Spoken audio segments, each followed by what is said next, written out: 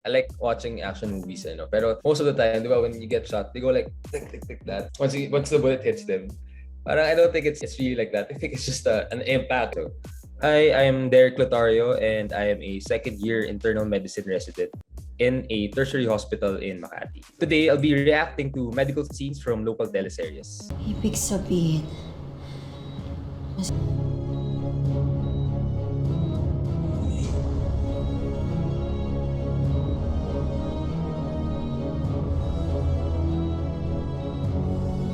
Was she going to put the pillow on? If she was going to take the pillow out and he's like on the mechanical ventilator, then that won't do anything to the patient. Even if she kept on pushing it towards him, wala, the machine's breathing for him connects to the lungs of the patient. It connects to a machine on the other end. This one, the two bigs look legit. It kind of looks like that naman talaga.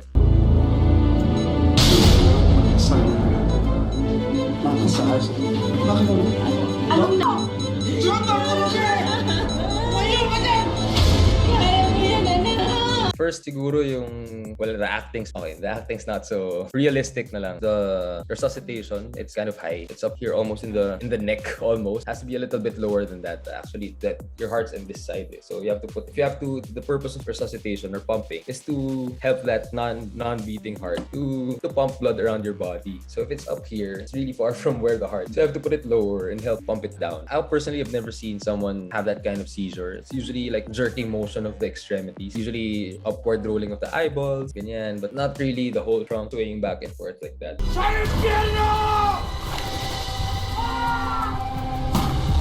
Si Baron.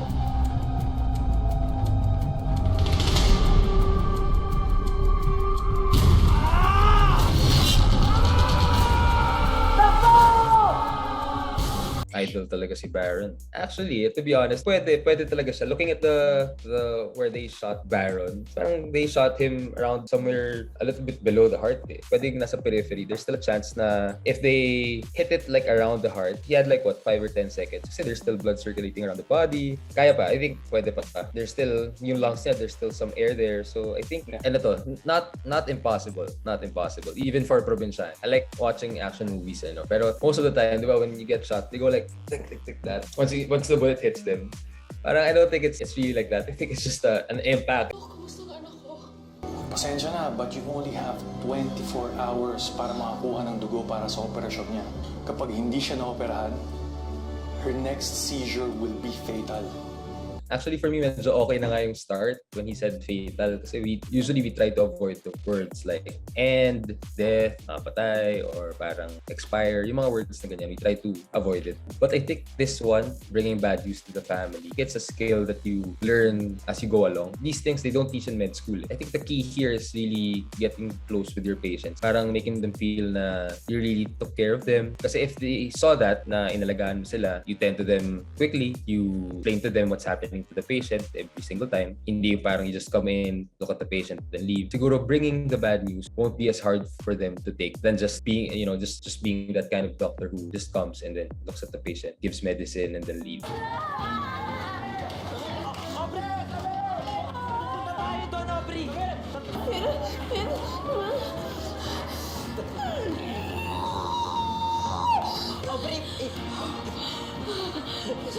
Napansin ko yung makeup niya. Full on yung makeup niya, nanganganak . Possible siya. But the thing is, of course, the reason why we go to hospitals is to make sure walang maging complication. In this case, it's relying on like what looks like a basement ata. It's a high probability of infection. So we don't want that. Infection for the baby, infection for the mother. Daming complications. Eventually, in the long run, mas marami pang magiging gastos from all the medications and confined. I mean, nature talaga, like just like animals, but they can just birth anywhere. Pwede ganun din naman yung females, especially if the female has had like multiple pregnancies before. Yun yung mga indications na mas madali as magiging smooth yung pregnancy . But the reason why we look to see an OB-GYN to get the ultrasound, that diba they keep on checking you, is to make sure that in preparation for the delivery, that the baby's gonna be fine, or baby's not too big to fit in the vaginal canal. Diba? If it's too big, they tend to lean towards doing cesarean.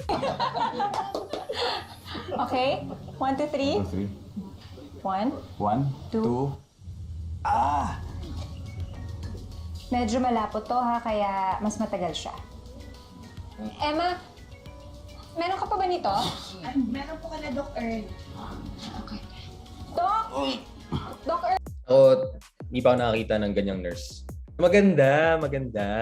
Hindi naman super sadista yung ginawa ni Jenny. Actually, ang 1, 2, 3, usually effective yan kapag sa 2, tinutusok na. May mga ganon, sneak attack. Actually, tama yung ginawa niya. Yung mga common things that we think about kapag vaccination.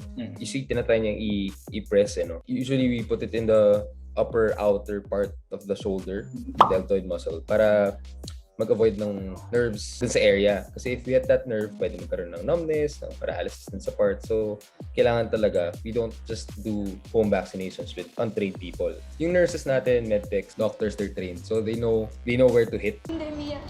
Hindi tayo sasama sa kanya. Pero katawan ko rin to. Kaya may karapatan ako gawin ko anong gusto ko. Ano nangyayari? Parang nasa likod yung dalawa silang ulo. Nasa likod yung isa. Pili ko pa wala silang masasaktan dun sa ginagawa nila. Parang there's different kinds of conjointments eh. Merong iba na like yung certain part of the body lang yung connected, like yung belly lang, or meron parang Cerberus yung tatlong heads, may mga ganun. But most of the time kasi these patients, parang they don't really live out long enough para makita mo na ganun yung change. So siguro the smaller the connection, the higher likelihood that they can survive. This one's called Diprosopus two faces. Pero they don't really live out as long as these guys are teenagers na eh. So most likely hindi talaga sila magsusurvive. Yun na naman.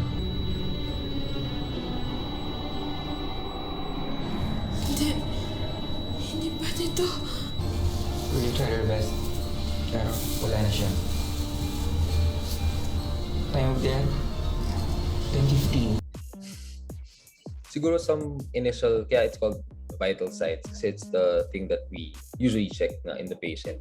So if the BP is dropping, if the heart rate is going up or down, it tells us certain things about the patient. Usually we confirm it by checking an ECG. So there's like wires attached to the heart to check if it's still really beating. Kasi sometimes when you try to listen to it using the stethoscope, you can't really hear it.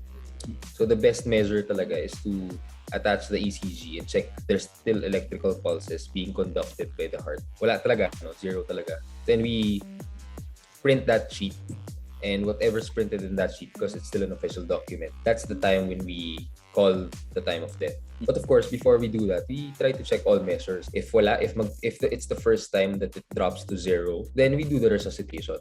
So we start pumping, we inject medication just to see if it's gonna pump again. Hindi siya not this fast, no? Na bumagsak lang siya tapos nag-0 and then wala na talaga. We still try to do some measures to revive the patient. Hindi agad-agad.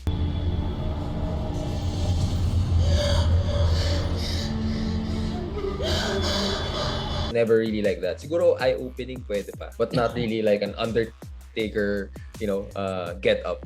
Actually, there are some who say na, actually relatives to. They say na, oh, I think I saw her walk out of the room, like the soul of the patient came in and then lied down. And then eventually, like the heartbeat went up, na mas nagkaroon ng slight movement. Ako personally, I just don't try to discount that fact from them. Sabi ko na lang na, oh, okay po, that's good. Parang hopefully po, mas maging ma-okay sila, ganyan. Actually, nung pinapanood ko, medyo maraming memories na bumalik sa akin. Enjoy naman ako.